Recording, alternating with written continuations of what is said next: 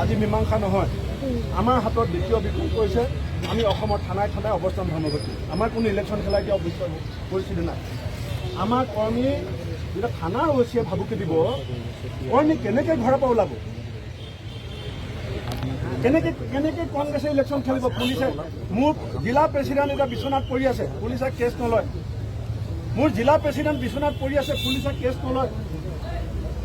Nomination withdraw কৰিবলৈ কংগ্ৰেছৰ মানুহক লাইন পাতিবলৈ বাধ্য কৰা হৈছে, থানাত নি পেলাই বহাই থোৱা হৈছে। এই ভুৱা কেছ দি আছে। মই কি কৰিম? ৰাজীৱ ভৱনত অকলে বহি থাকিম? মই গুলি খাই মৰিম আপোনালোকৰ ইয়াত। মই বহিম, আপোনালোকৰ লগত বহিবলৈ আহিছোঁ, কথা পাতিবলৈ আহিছোঁ। মই ইয়াতে পাতক খোলা খুলিকৈ, যি ক'ব আপুনি কৈ দিয়ক সদস্যখনক, আৰু নহ'লে অফিচলৈও যাম। আপুনি মাতিলে আমি আইন মানো, আইনক সন্মান কৰোঁ। পুলিচৰ সৈতে আমাৰ সংগে আমি দুখ পাইছোঁ। আপোনালোক চব অসমীয়া, আপোনালোকেও বিচাৰে যে অসমত সুস্থ গণতন্ত্ৰ জীয়াই থাকক, ইলেকশ্যন হওক, ৰাইজে ভোট দিয়ক, ৰাইজে যাক ভাল পায় জিকাওক, যাক ভাল পায় হৰুৱাওক। পুলিচ যদি এনেকুৱা হয়, গণতন্ত্ৰ ক'ত থাকিব? এজন মানুহৰ দুৰ্নীতি ভ্ৰষ্টাচাৰৰ নিৰাপত্তা দিবৰ কাৰণে এটা বিশাল পুলিচ বাহিনী যদি ব্যৱহাৰ হয়, অসম কেনেকৈ চলিব?